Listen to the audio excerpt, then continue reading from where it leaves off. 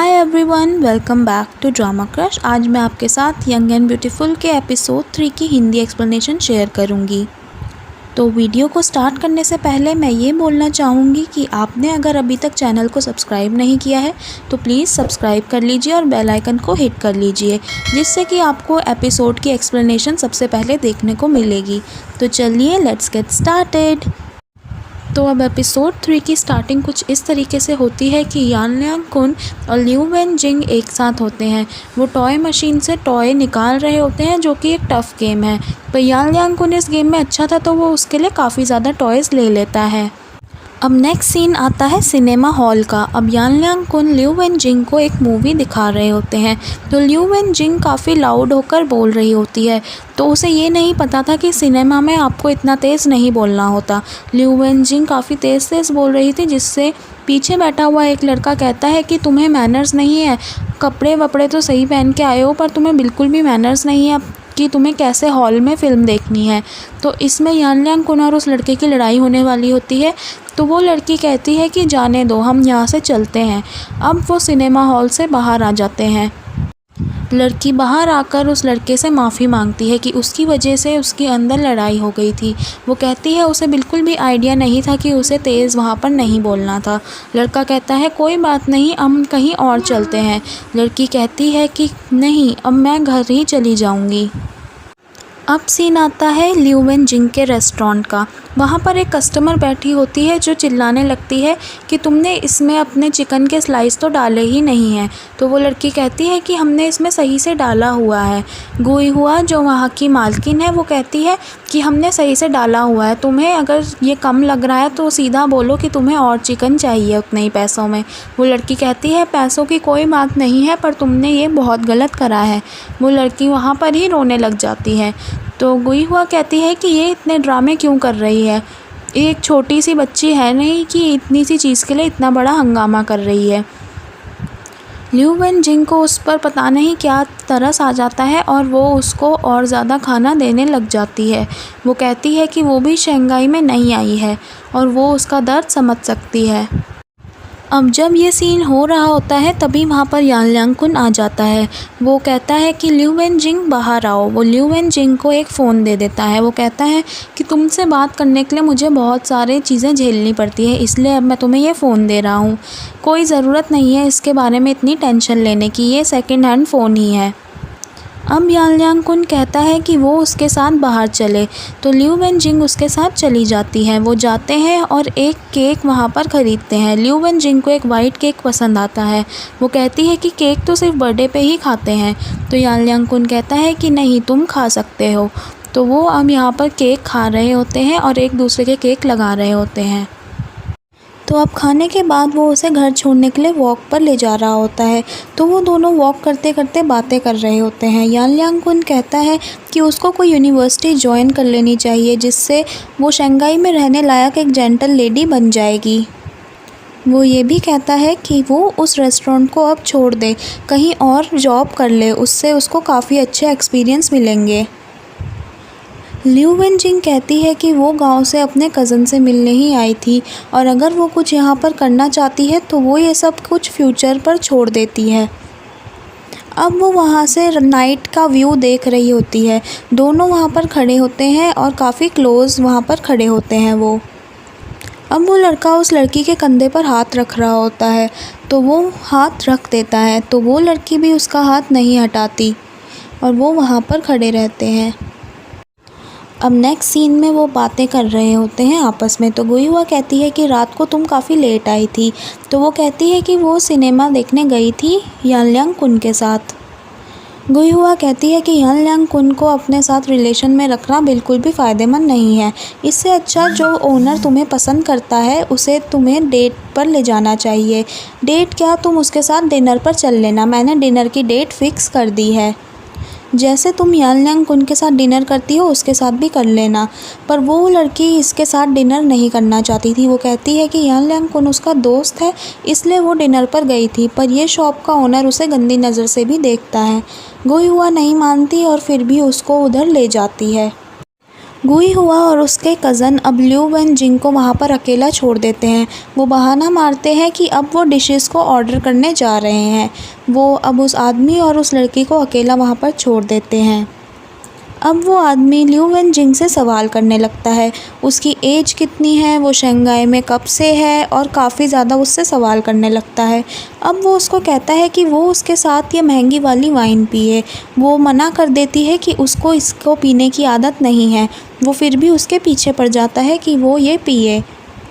लिू one जिंग उसको नहीं पीना चाहती थी, फिर भी उसे पीना पड़ता है। अब वो आदमी उससे ज़्यादा ही चिपकने लगता है, तो वो वहाँ से उठकर चली जाती है, ये कह के कि वो अब अपने कज़न और उसकी वाइफ के पास जा रही है। वो वहाँ से भाग जाती है। अब वो बाहर आकर काफ़ी ज़्यादा दुखी हो जाती है। उसके साथ जो हुआ होता है उसको बिल्कुल पसंद नहीं आता। वो पता नहीं क्या सोच रही होती है, पर जो भी होता है वो काफ़ी सैड होती है। अब सुबह हो जाती है और लिू वन जिंग अभी भी अपने घर पर नहीं लौटी होती। अब उसके कज़न और वाइफ कॉल घुमाने लग जाते हैं यान लियांग कुन को। यान लियांग कुन कहता है कि उसकी बात उससे नहीं हो पाई है। वो कहता है कि क्या कुछ गड़बड़ हो गई है, तो कज़न की वाइफ कहती है कि वो फ़ोन काट दे। तो आदमी फ़ोन काट देता है और यान लियांग कुन को अब ये शक हो जाता है कि लिू वन जिंग के साथ कुछ बुरा हुआ है। जब उसे ये शक होता है तो वो हुआ को कॉल कर कर कहता है कि वो जाकर लिू वन जिंग से मिले कि उसके साथ क्या हुआ है। हुआ कहती है कि उसको ऑफ़िस में बहुत काम है, वो बार बार लिू वन जिंग से मिलने नहीं जा सकती। तो वो हुआ से कहता है कि वो प्रोफेसर से बात करे। तो अब जिंग त्यान मिंग से बात की जाती है। वो कहती है कि जाओ तुम लिू वन जिंग के रेस्टोरेंट में जाओ और उससे मिलकर आओ, कुछ गड़बड़ लगती है। अब जिंग त्यान मिंग उस रेस्टोरेंट में पहुंच जाता है। रेस्टोरेंट में पहुंचने के बाद ये पता लगता है कि उसके फैमिली मेम्बर्स को भी नहीं पता कि लड़की कहाँ गायब हुई है। वो पूछता है कि वो क्यों गायब हुई है, तुम्हें इस बारे में पता है? तो उसके फैमिली मेम्बर अब बात छुपाने लगते हैं। फिर भी उसका कज़न बोल देता है कि तुम्हें उसको ज़बरदस्ती उसके साथ डिनर पर नहीं भेजना चाहिए था। अब वो दोनों आपस में ही एक दूसरे पर इल्ज़ाम लगाने लगते हैं कि तुम्हारी वजह से वो खोई है, और वो कहती है कि तुम्हारे परिवार वाले ही ऐसे हैं। जिंग त्यान मिंग अब उनकी लड़ाई बर्दाश्त नहीं कर पा रहा था। वो अब बाहर चला जाता है। उसने बाहर जाकर देखा तो रेस्टोरेंट के साइड में ही वो लड़की कोने में बैठी हुई है। अब उसे लिू वन जिंग मिल जाती है, तो वो उसे अब अपने घर पर ले आता है। जब वो जिंग त्यान मिंग के घर आती है तो जिंग त्यान मिंग देखता है कि घर की लाइट ऑन नहीं हो रही होती। वो काफ़ी ज़्यादा घबरा जाता है। ऐसा लगता है कि उसको अंधेरे से डर लगता है। लड़की पूछती है कि क्या तुम अंधेरे से डरते हो? तो वो कहता है उसे अंधेरे से नफ़रत है। ये कह के वो अपने अपार्टमेंट के लोगों को कॉल करता है कि वो जल्दी से बिजली ठीक करे, जल्दी से जल्दी। अब जब लाइट नहीं आ रही होती तो लिू वन जिंग कहती है कि उसके गांव में भी लोग पहले अंधेरा कर देते थे ताकि वो स्टार्स को देख सके और चमकने वाले कीड़ों को देख सके। वो आंखें बंद करके काफ़ी चीज़ें सोचती थी अंधेरे में। वो अंधेरे के बारे में अच्छी बातें बता रही होती है, तभी वहाँ पर लाइट आ जाती है। अब जिंग त्यान मिंग नॉर्मलाइज सा हो जाता है। अब उसको डर नहीं लग रहा होता।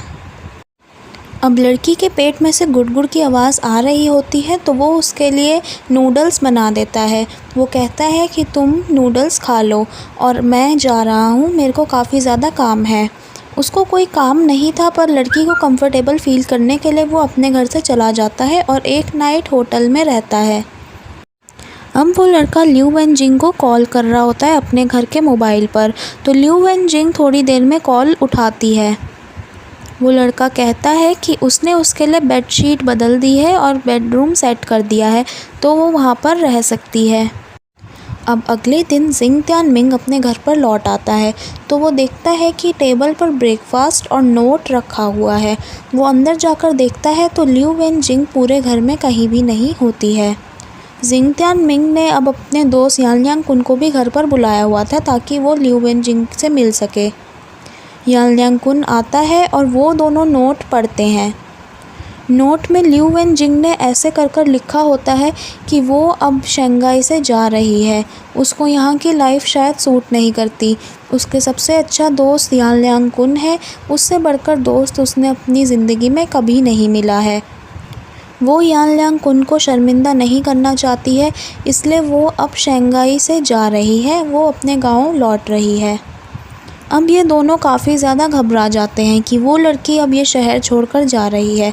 तो यान लियांग कुन और जिंग त्यानमिंग अब वहाँ स्टेशन पर पहुँच जाते हैं। अब ये दोनों स्टेशन पर काफ़ी ज़्यादा भागदौड़ करने लग जाते हैं। यान लियांग कुन को लिू वेनजिंग दिख जाती है और लिू वेनजिंग को भी यान लियांग कुन दिख जाता है। यान लियांग कुन सीधा उसको जाकर गले से लगा लेता है। वो उसको कहता है कि वो उसको छोड़कर कैसे जा सकती है, वो उसके बिना नहीं रह सकता। वो ये भी कह देता है कि क्या वो उसकी गर्लफ्रेंड बनना चाहेगी। लिू वेनजिंग अब उसको हक करने लग जाती है। वो उसको बोलता है कि क्या मैं इसको यस समझूं, तो वो हाँ कह देती है। अब यहाँ पे ये सब जिंग त्यानमिंग देख रहा होता है। वो आखिरकार ठीक लगता है उसको कि आखिर वो लड़की उसको मिल ही गई। अब यांग लियांग कुन लिू वेनजिंग को अपने रूम में ले आता है, जहाँ पे उसके साथ 2 रूममेट भी रह रहे होते हैं। उसके 2 रूममेट काफ़ी ज़्यादा शॉक हो जाते हैं कि एक लड़की अब उसके रूम में जा रही है। वो उसके रूम में आती है तो देखती है कि रूम काफ़ी ज़्यादा गंदा है। लड़का कहता है कि वो जल्दी जल्दी में बिज़नेस ट्रिप पर निकल रहा था, इसलिए वो ऐसा है। अब वो लड़का रूम ठीक करने लग जाता है और तब तक उस लड़की को कहता है तुम नहाने चली जाओ। लड़की अब नहा कर आ जाती है और उसने उस लड़के के ही कपड़े पहने होते हैं। अब वो बात करते हैं कि लड़का अब नीचे सो जाएगा और लड़की अब ऊपर सो जाएगी। इस तरीके से अब उनकी 1 नाइट हो जाती है। तो अब सीन आता है जिंग त्यानमिंग के घर का। अब वो अपने घर की सारी लाइट्स खुद बंद कर रहा होता है। अब उसको अपने डर के ऊपर काबू करना होता है, जैसे लिू वेनजिंग ने उसको बताया था। अब एक तरह से वो खुद को ही चैलेंज कर रहा था। अब सीन आता है लिू वेनजिंग का। लिू वेनजिंग अब अपने कपड़े सुखा रही होती है गाना गाते हुए। तो उसमें से एक रूममेट उसको गलत नज़र से देख रहा होता है। इसके बाद सीन आ जाता है यान लियांग कुन और उसका। यहाँ पर अब यान लियांग कुन लिू वेनजिंग को हुआ की पार्टी पर ले जाने की बात कर रहा होता है। अब नेक्स्ट सीन में हुआ जियाओ हाई फेंग के साथ शॉपिंग पर गई हुई होती है। अब ये दोनों आराम से शॉपिंग कर रहे होते हैं, तभी हुआ अपने बॉयफ्रेंड के बारे में बात करने लगती है कि उसको ये खाना पसंद है, उसको वो पीना पसंद है। तो तभी क्याओ हाई फेंग उसको से चिढ़ जाता है और कहता है तुम्हें कुछ नहीं पता अपने बॉयफ्रेंड के बारे में। मैं उसकी कंपनी में इंटरव्यू करने गया था, वो उसकी एक वाइफ भी है और वो कंपनी उसके वाइफ की है। हुआ शॉक्ड हो जाती है, काफ़ी ज़्यादा शॉक हो जाती है। जियाओ हाई फेंग कहता है कि वो उसका इतने सालों से काफ़ी अच्छा दोस्त है, इसलिए वो उसकी काफ़ी ज़्यादा परवाह करता है। उसको इस लड़के को छोड़ देना चाहिए, उसकी ऑलरेडी एक वाइफ जो है। हुआ कहती है कि वो अपने काम से काम रखे, माना तुम मेरे अच्छे दोस्त हो पर तुम मेरे पर्सनल मैटर में नहीं घुस सकते। वो मेरा बॉयफ्रेंड है और इसके बारे में मैं खुद सोचूंगी। अब प्लीज़ ये बात किसी और को मत बताना अगर तुम मेरे सच्चे दोस्त हो तो। प्रोफेसर को छोड़कर सभी हुआ की पार्टी प्लेस पर पहुंच चुके होते हैं। सब देखते हैं कि यान लियांग कुन और लिू वेनजिंग अब डेट कर रहे होते हैं, वो दोनों कपल होते हैं। अब सब पार्टी प्लेस के अंदर चले जाते हैं, पर हुआ अभी भी टेंशन में होती है। उसको पीछे से क्याओ हाई फेंग देख रहा होता है। तो यही था एपिसोड 3 की Hindi explanation of young and beautiful C drama. अगर आपको ये पसंद आया है तो प्लीज़ सब्सक्राइब करें ताकि मैं इसका अगला एपिसोड भी ला सकूं। तो मिलते हैं मेरी नेक्स्ट वीडियो में। Till then bye.